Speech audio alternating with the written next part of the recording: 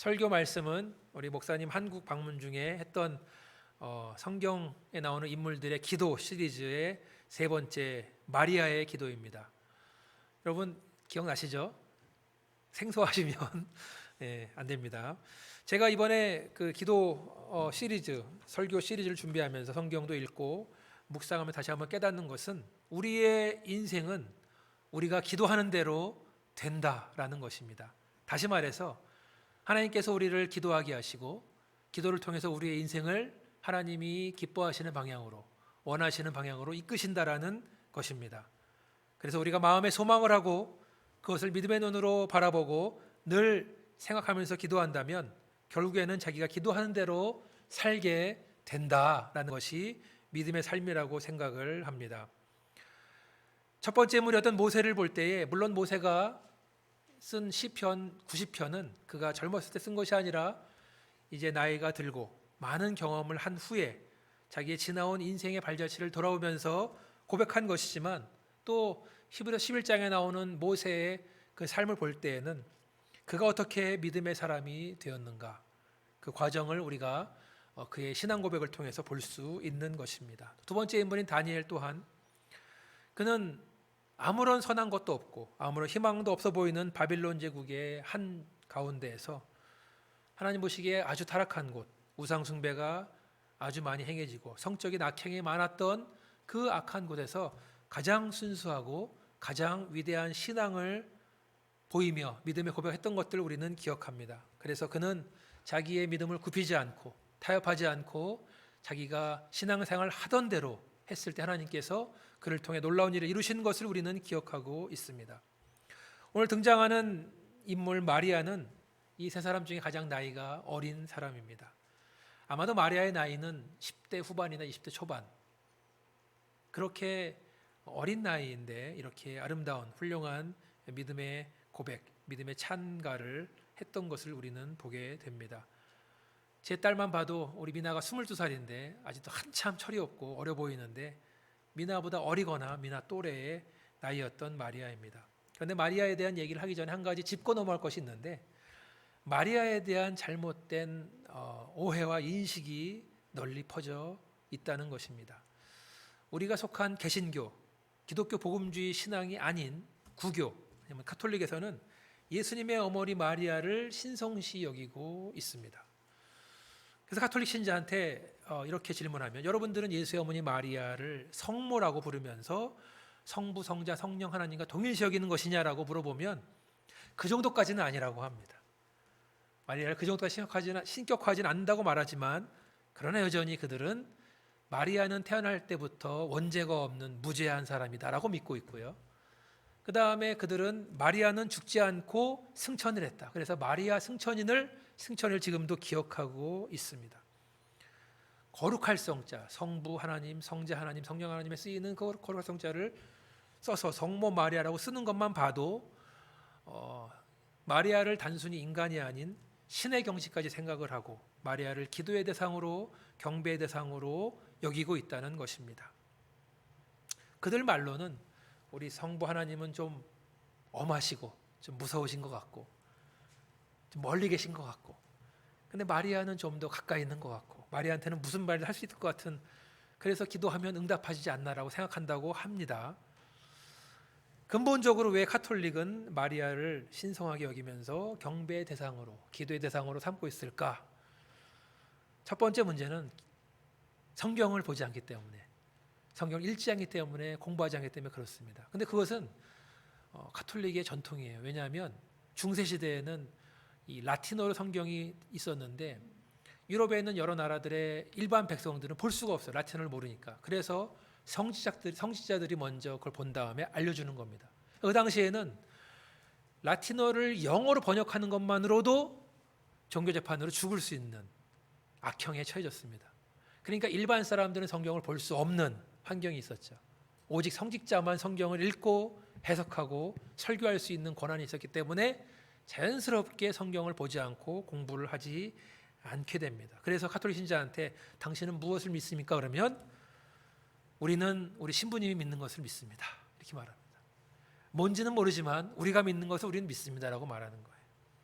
개인의 신앙 고백이 아니라 자기 주변에 있는 거룩해 보이는, 경건해 보이는 사람을 의지하고 믿는다는 것입니다. 그것이 우리가 믿는 기독교와는 정반대입니다.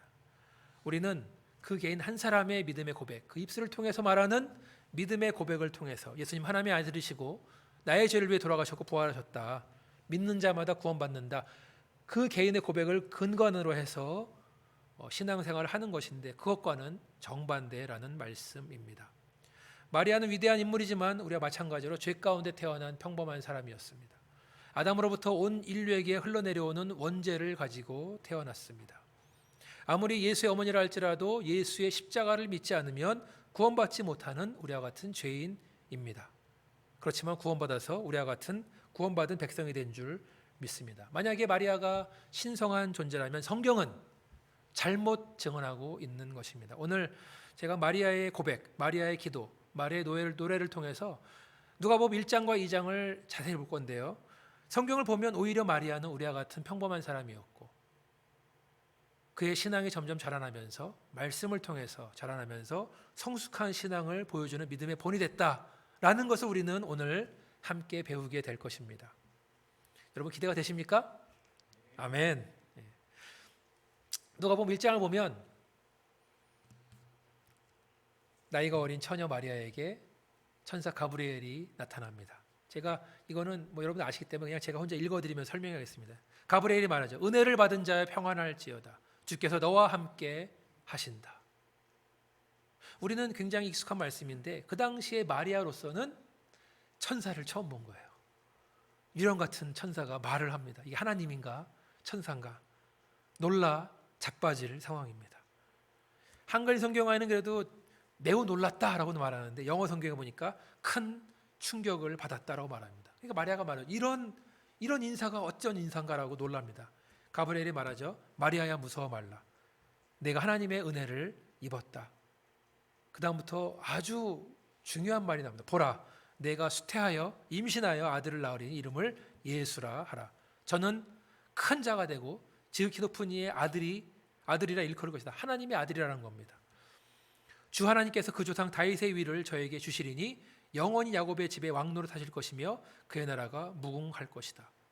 자, 지금 성경에는 짧게 나와 있지만 아마 실제로 대화를 보면 좀 시간이 걸리겠지만 그런데 지금 가브리엘은 충격적인 말을 하는 겁니다. 받아들이기 힘든 말, 무슨 말인지 듣고 이해하기도 힘든 말을 하고 있는 것입니다.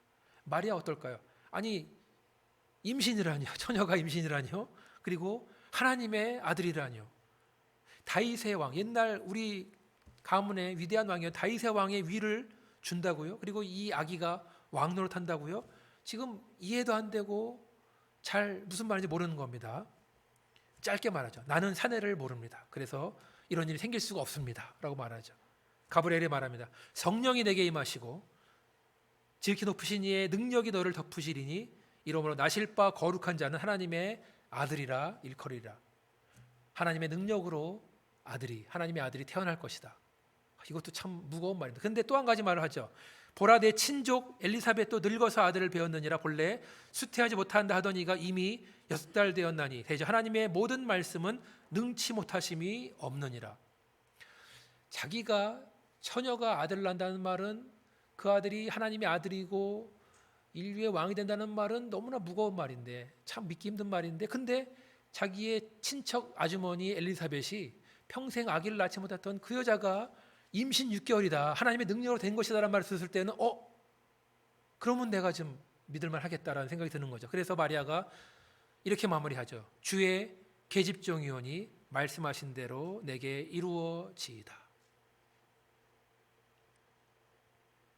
짧은 대화 속에 너무나 무거운 내용들이 도저히 감당할 수 없는 내용들이 들어 있습니다. 말씀드린 대로 처녀가 임신한다는 것도 받아들이기 힘든 것이고 나를 통해서 하나님의 아들이 태어난다는 것도 받아들이기 힘들고 또 그 아기가 옛날 그 위대한 다윗 왕의 위를 물려받는다는 것도 받아들이기 힘들고 또 자기의 친척 아주머니 엘리사벳이 그 평생 아기 없이 늙은 그 아주머니가 임신했다는 것도 참 믿을 수 없고 그런데 이 모든 것이 하나님의 능력이 됐다는 것도 그렇고 누가 보면 나오지 않지만 지금 약혼자 요셉은 또 내가 어떻게 무슨 말을 해야 되나, 어떻게 설득해야 되나, 뭐라고 말해야 되나, 결혼은 할 수 있는 것인가라고 여러 가지 혼란 속에서 받아들이기 힘든 상황입니다. 그러나 마리아는 이렇게 말하죠. 주의 계집종이오니 말씀대로 내게 이루어지리이다. 이건 뭐 천사랑 논쟁할 수도 있는 문제도 아니에요. 감당할 수 있는 문제도 아닙니다. 그러나 나는 하나님의 계집종입니다. 하나님 말씀대로 될 줄 믿습니다. 지금은 내가 무슨 뜻인지 모르겠고 혼란스럽기도 하고 내 인생은 어떤 길로 가게 될지는 모르지만 또 약혼자 요셉한테는 뭐라고 말해야 될지는 모르겠지만 나같이 흠 많고 죄 많은 이 여인을 통해서 온 세계를 구원할 하나님의 아들이 태어난다는 그 사실 믿기 힘들지만 믿음으로 선포하는 것입니다. 주의 계집종이오니 말씀하신 대로 내게 이루어지리이다. 지금은 모르지만 내가 일단 아멘하고 받겠습니다. 자, 그러면 천사가 떠난 다음에 마리아 어떻게 하죠? 당장 그것을 떠나서 엘리사벳이 사는 동네로 달려갑니다. 천사가 해준 말은 잘 모르겠지만 일단 친척 아주머니 엘리사벳이 그 나이 많은 아주머니가 임신했다 그러니까 임신 6개월이라니까 그거 맞나 한번 내가 확인해 봐야겠다. 달려가는 거죠. 그래서 정말 임신이 사실이라면 하나님의 역사가 지금 나타나고 있는 것이다. 내가 봐야겠다. 그리고 마리아를 맞이하는 엘리사벳의 뱃속에는 이미 6개월 된 아이가 마리아를 보자마자 뱃속에서 뛰놀았다. 그래서 엘리사벳이 그 성령 충만을 받아서 마리아를 향해서 큰 소리를 부르며 축복을 합니다. 마리아로서는 천사 가브리엘이 전해준 그 말이 다 진짜구나. 하나님께서 말씀하셨구나. 확인하는 순간입니다. 나만 안 것이 아니라 이미 엘리사벳도 내가 하나님의 성령의 능력으로 임신한 것과 이 태어난 아기에 대해서 말하고 있는 거잖아요. 하나님이 지금 동시에 말씀하셨구나. 우리는 잘 모르지만 하나님께서 이 무대 뒤에서 모든 것을 완벽하게 이끌어 나가시는 것이구나 라는 확신을 갖게 됩니다. 그리고 나서 마리아가 하나님을 찬양합니다. 그것이 같이 읽은 오늘 본문 말씀이에요.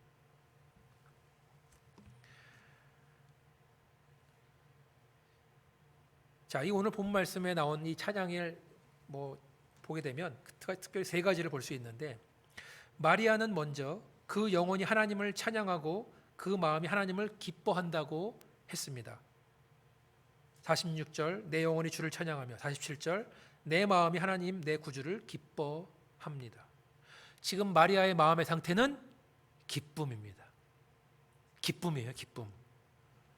좀 전에 말씀드린 것처럼 아직 나이 어린 여인에게 나타날 수 없는 혼란스럽고 두렵고 떨리고 어쩜 한숨 나오는 그런 상황 속에서 하나님이 주신 마음은 기쁨입니다.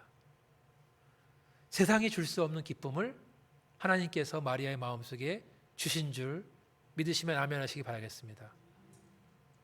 여러분, 하나님이 주신 기쁨은 모든 환경과 모든 힘들게 만드는 모든 것들을 이기는 줄 믿습니다.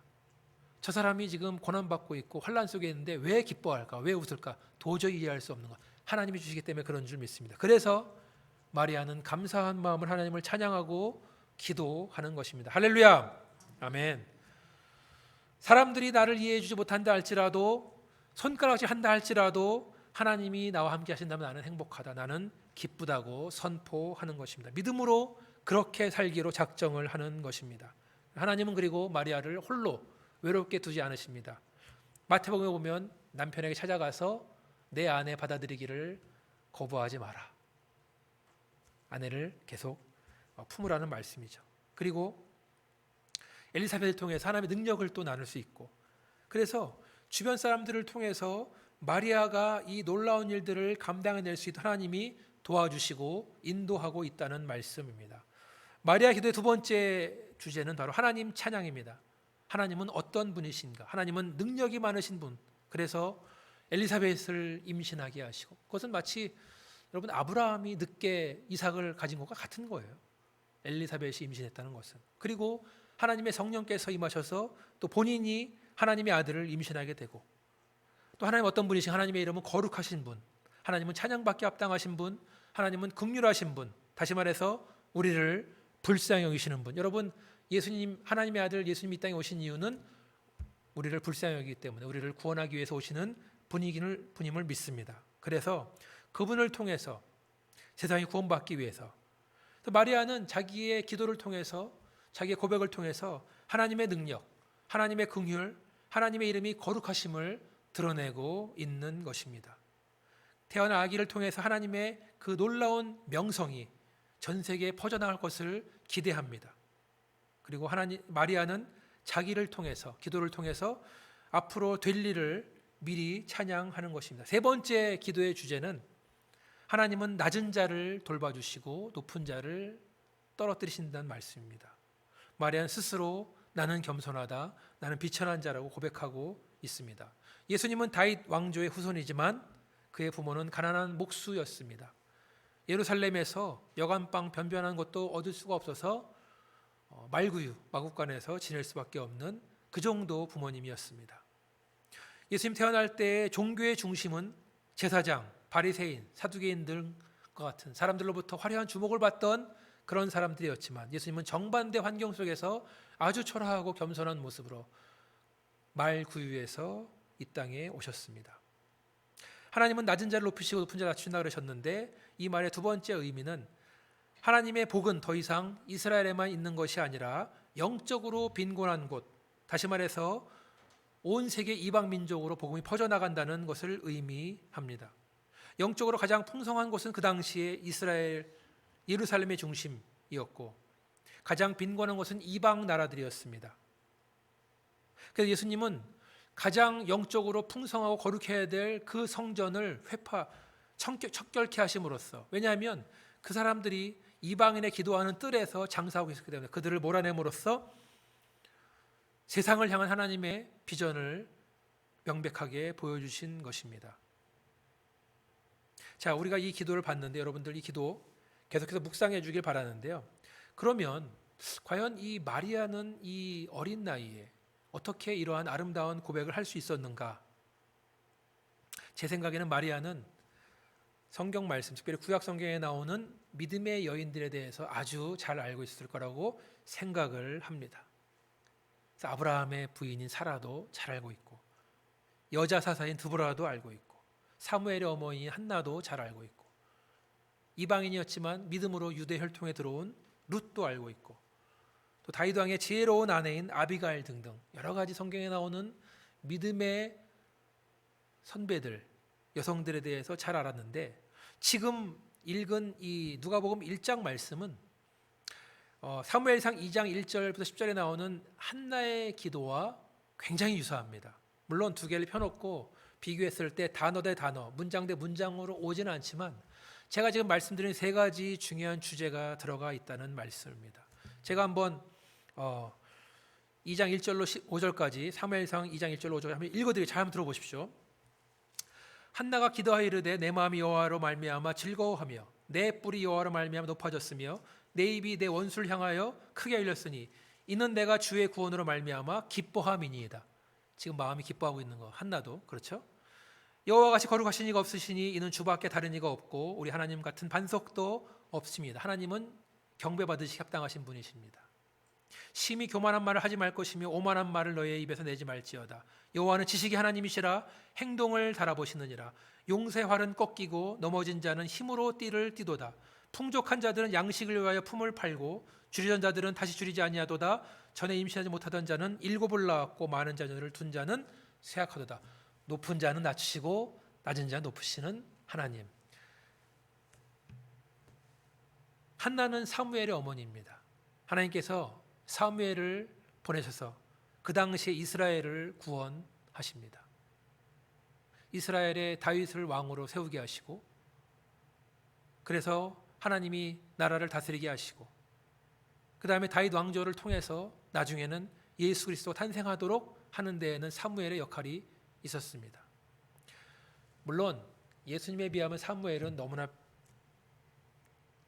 부족한 존재, 예수님은 너무나 위대한 존재이십니다.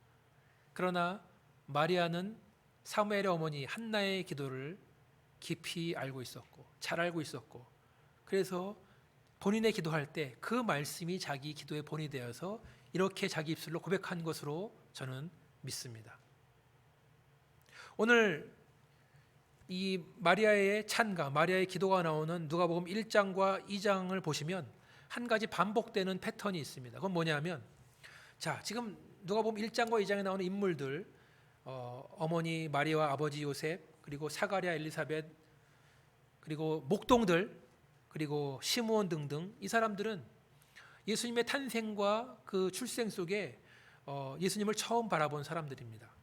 그런데 구약에서부터 예언되었던 메시아, 그리스도가 오신 사건을 눈에서 보고 놀라고 기이해하고 감탄하는 것은 다 똑같은데, 패턴이 뭐가 있냐면은, 그러나 예수의 어머니 마리아는 이 일들을 마음에 지켜 생각했다라는 것이 반복된다는 거예요. 모두가 놀라고 모두가 기뻐하고 모두가 탄식하는 그때에 마리아는 이 모든 말씀을 마음에 새기며 생각하니라라는 말이 반복돼서 나온다는 겁니다. 자, 누가복음 2장을 보면 예수님 탄생 소식을 가장 먼저 들은 사람은, 부모님 외에 다른 사람은 바로 양을 치는 목동들이었습니다. 그들은 한밤에 양을 치고 있었는데 갑자기 하늘 천군천사가 나타나서 예수님을 찬양하고 하나님을 찬양하고 예수 탄생의 복된 소식을 전합니다. 한번 여러분들 성경 있으신 분들은 누가복음 2장 10절 12절 제가 한번 읽어드리겠습니다. 10절과 12절, 10절부터 12절. 천사가 이르되 무서워하지 말라. 보라, 내가 온 백성에게 미칠 큰 기쁨의 좋은 소식을 너희에게 전하노라. 오늘 다윗의 동네에 너희를 위해 구주가 나왔으니 곧 그리스도 주시니라. 너희가 가서 강보에 쌓여 구유에 놓여 있는 아기를 보리니 이것이 너희에게 표적이라 하더니 너희가 가서 볼 것이다. 가라는 말이죠. 자, 그래서 목자들은 자기들이 돌보던 양떼를 두고 베들레헴까지 달려가서 샅샅이 뒤지면서 아버지와 어머니와 구유에 누워 있는 아이를 발견합니다. 그리고 나서 천사들이 자기들한테 한 말을 전해줍니다. 이걸 한번 같이 한번 읽어보겠습니다. 누가복음 2장 15절로 19절 말씀. 누가복음 2장 15절로 19절 말씀. 한번 찾으신 분들만 같이 한번 읽어보겠습니다. 시작. 천사들이 떠나 하늘로 올라가니 목자가 서로 말하되 이제 베들레헴으로 가서 주께서 우리에게 알리신 바 이 이루어진 일을 보자 하고 빨리 가서 마리아와 요셉과 구유에 누인 아기를 찾아서 보고 천사가 자기들에게 이 아기에 대하여 말한 것을 전하니 듣는 자가 다 목자들이 그들에게 말한 것을 놀랍게 여기되 마리아는 이 모든 말을 마음에 새기어 생각하니라. 아멘. 마리아는 이 모든 말을 마음에 새기어 생각하니라. 한 번도 만나본 적이 없는 목자들이 난데없이 들어와서 천사들이 우리한테 말을 해줬다, 이 말을 전하라 그런다. 그런 다음에 아이에 대한 말을 전해주고 있는 것입니다. 그 자리에 있던 사람들, 그 마구간에 뭐 누가 있었는지 잘 모르겠지만 부모님과 어쩌면 동강 박사가 있을 수도 있고 여러 손님들이 있을 수 있지만 거기 사람들 다 놀라는 거죠. 놀랍다, 대단하다, 할렐루야, 주님의 은혜다, 하나님이 드디어 우리를 돌봐주시는구나. 이렇게 하고 있을 때 마리아 한 사람 어떻게 한다고요? 이 모든 말을 마음에 지켜 생각하니라. 그저 감탄하고 잊어버리는 것이 아니라, 은혜 받고 잊어버리는 것이 아니라 마음에 지켜 생각했다. 마리아로서는 나는 천사가 나한테 말해주고 엘리사벳이 말해주고, 근데 또 목자들이 와서 말해주는 거 보니까 하나님의 큰 그림이 마치 퍼즐을 맞추듯이 맞춰나가는 것 같은 거예요. 점점 이 아이는 하나님의 아들이구나. 하나님께서 이 아이를 통해서 온 인류를 구원하신다. 누가복음 2장에 또 연결되는 이 얘기는 예수님 태어나신 지 8일 만에 성전에서 제사를 드리는 장면이 나옵니다. 그때 성전에 있던 시므온이라는 사람, 성경에 의하면 그 사람은 경건하고 의롭고 이스라엘의 위로를 기다리는 사람이고 성령이 그 위에 있던 사람입니다. 그 사람이 8일밖에 되지 않은 아기를 안고 기도하는 게 나옵니다. 제가 읽어드릴게요. 주제는 하나님입니다. 이제는 말씀하신 대로 종을 평안히 놓아주시는도다. 내 눈이 주의 구원을 보았사오니 이는 만민 앞에 예비하신 것이요 이방을 비추는 빛이요 주의 백성 이스라엘의 영광이니이다 하니 그의 부모가 그에 대한 말들을 놀랍게 여기더라. 또 놀라죠. 아니, 시므온이라는 사람 처음 봤는데 지금 이 사람이 8일밖에 안 된 아기를 안고 이런 말, 천사가 했던 말, 엘리사벳이 했던 말, 이런 말들, 목동에 했던 말들 똑같이 말하는 겁니다. 부모가 놀랍니다. 근데 시므온이 이렇게 말한 다음에 어머니에게, 마리아에게 중요한 말을 합니다. 그 말은 2장 33, 35절 말씀 제가 읽어드리겠습니다. 시므온이 그들에게 축복하고 그의 어머니 마리아에게 말하여 이르되, 보라, 이는 이스라엘 중 많은 사람을 패하거나 흥하게 하며 비방을 받는 표적이 되기 위하여 세움을 받았고, 또 칼이 내 마음을 찌르듯 하리니 이는 여러 사람의 마음의 생각을 드러내려 함이라 하더라. 예수님이 이 땅에 오신 것은 구원하기 위해 오셨는데, 예수님을 영접하지 않은 자들은 예수님을 비방하는 자가 되는 겁니다. 그래서 십자가에 죽으신 거 아니겠습니까? 복음을 받지 않은 사람들은 예수를 죽인 겁니다. 그래서 어떤 사람은 예수님 때문에 흥하고 어떤 사람은 예수님 때문에 패할 것이다. 그러나 비방을 받게 될 건데, 특별히 이 일 때문에 어머니인 마리아의 마음은 마치 칼로 마음을 찌르듯 할 것이다 라고 미리 말을 해주는 것입니다. 지금 난지 8일밖에 안 된 아기 앞에서 아기의 죽음을 말하고 있는 거예요. 그리고 예수님 주변에 있던 복음서에 나오는 많은 사람 중에서 예수님의 죽음을 가장 먼저 들은 사람은 바로 마리아입니다. 지금 태어난 지 얼마 되지 않은 이 귀한 아들이 죽을 것이다 라는 것을 가장 먼저 들은 것이 바로 마리아고, 마리아는 이 말을 또 마음에 깊이 새겨둡니다. 누가복음 2장에 한 가지 얘기가 더 나오는데, 그것은 예수님이 12살 됐을 때 온 가족이 같이 예루살렘에서 제사를 드리고 돌아오는 길입니다.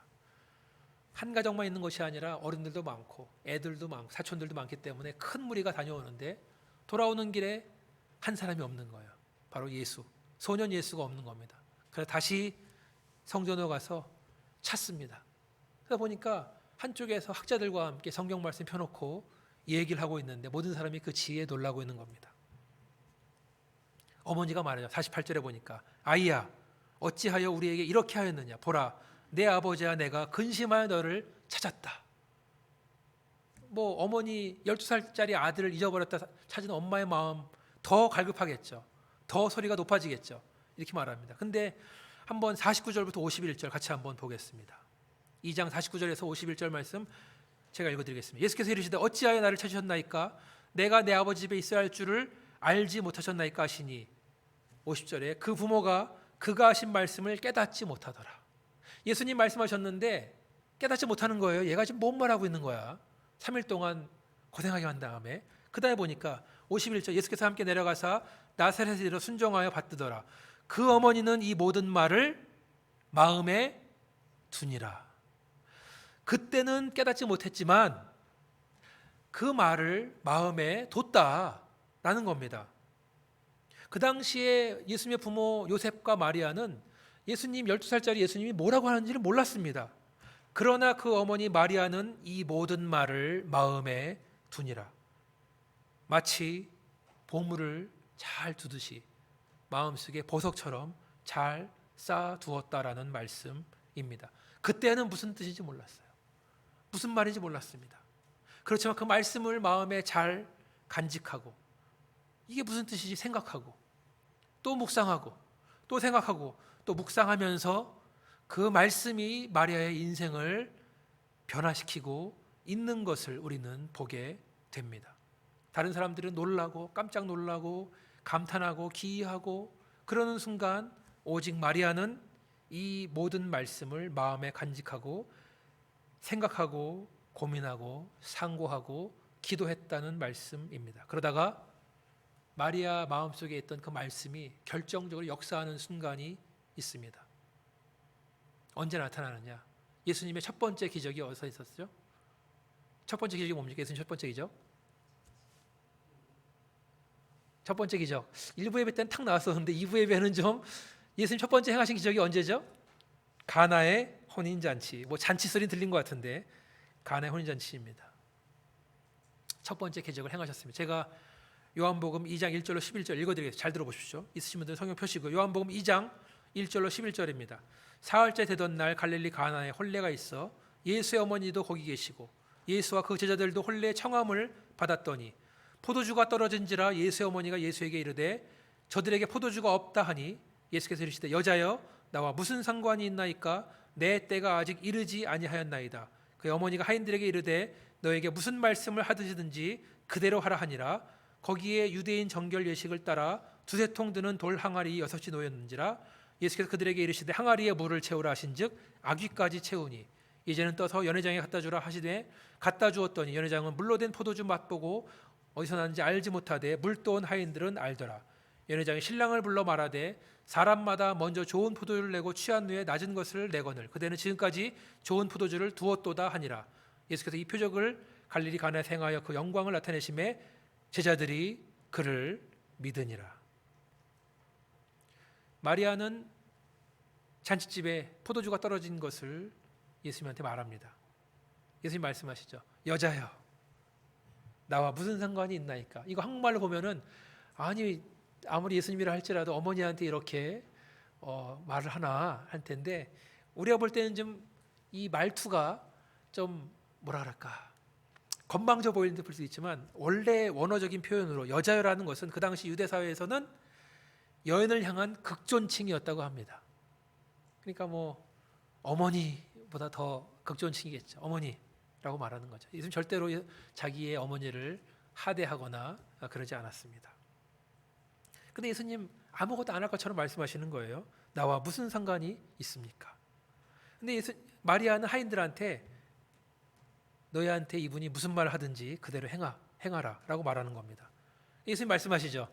저 돌 항아리를 채워라. 그러니까 아구까지 채운 다음에 그것은 포도주 바뀌고 잔치에 참여한 연회장과 모든 사람들이 기뻐하는 장소가 됐습니다. 다 놀라고 다 기뻐하고 감탄하고 그랬습니다. 그렇지만 또 11절에 보니까 이렇게 하신 이유는 예수께서 이 표적을 갈릴리 가나에서 행하여 그 영광을 나타내심에 제자들이 그를 믿으니라. 이 기적을 통해서 그 영광이 나타났다. 첫 번째로 하나님의 영광이 나타났고 두 번째로 제자들이 이 일을 통해서 그를 믿었다라는 겁니다.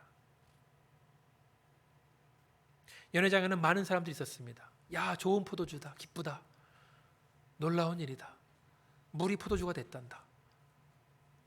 기적적인 현장이다라고 기뻐하지만 그래서 하나님의 영광을 보고 믿을 기회는 있었지만 오직 예수의 제자들만 믿었다라는 겁니다. 왜 그렇습니까? 마치 마리아처럼 그 당시에는 잘 이해할 수 없었지만 예수님 하신 말씀을 잘 기억하고 잘 간직하고 그 말씀의 씨앗이 그들의 마음속에 뿌려진 것입니다. 심겨진 것입니다. 그걸 통해서 예수를 믿고 구원받는 역사가 나타난 것입니다. 오늘 마리아의 기도를 함께 나누면서 마리아의 믿음과 신앙 고백에 대해서 한번 생각을 해봤습니다. 마리아는 처녀가 임신한다는 말을 들었을 때 그리고 하나님의 아들이 태어난다는 말을 들었을 때 너무나 당황할 수밖에 없는 상황이었지만 그는 모든 것이 주님의 뜻대로 나는 하나님의 여종이니까 될 것이라고 일단 믿고 출발합니다. 그저 자기에게 일어난 일들을 감탄만 하고 놀랍기만 하고 잊어버리는 것이 아니라 말씀을 그 사건을 마음속에 소중히 간직하는 것을 보게 됩니다. 그리고 마음속에 심겨진 그 말씀이 점점 자라나서 결정적인 순간에 위대한 믿음의 고백으로 표현되는 것을 우리는 볼 수 있는 것입니다. 오늘도 하나님의 말씀은 선포되고 있습니다. 우리에게는 말씀을 들을 기회가 너무나 많습니다. 인터넷 설교도 있고 TV도 있고 또 좋은 설교들 너무나 많습니다. 그래서 설교 들으면 은혜 받고 놀라고 즐겁고 기쁘고 감탄하고 그러는데 거기서 끝나지 마시기를 주님의 이름으로 축원합니다. 말씀을 마음에 소중히 간직하고 마음속에 들어온 말씀을 생각하고 그것으로 기도하고 또 묵상하면서 결국에는 그 말씀이 우리의 인생을 바꾸도록 우리 인생을 주님께 내어주시기를 주님의 이름으로 축원합니다. 저와 여러분의 기도가 우리의 인생을 바꿔나가는 하나님의 축복의 통로가 되기를 주님의 이름으로 축원합니다. 지금은 내가 무슨 뜻인지 잘 알지 못하겠지만 내가 아멘하며 믿음으로 받아들이기 원합니다. 말씀이 내 마음속에 뿌리 내리시기를 간절히 원합니다. 아멘하고 받을 때 믿음으로 선포하고 기도하며 나아갈 때 놀라운 하나님의 역사가 우리 가운데 임하시는 줄 믿습니다. 다시 한번 기도하시겠습니다. 아버지 하나님 감사하며 오늘 주신 말씀을 통해서 우리 마리아의 기도를 통해서 아버지 하나님, 마리아 기뻐할 수 없는 상황이었지만 기뻐하고 하나님을 높여드리고 하나님을 찬양하고 그를 세우시는 하나님을 바라보면서 믿음으로 고백했던 것을 바라보게 됩니다.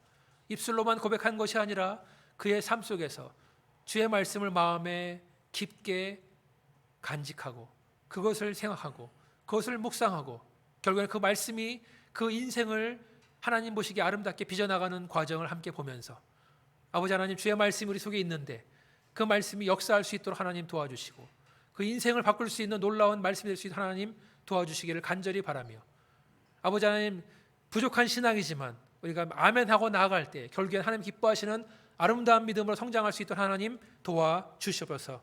이 모든 말씀을 예수 이름으로 기도합니다. 아멘. 다 함께 일어나서 찬송가 505장 함께 찬양하시겠습니다.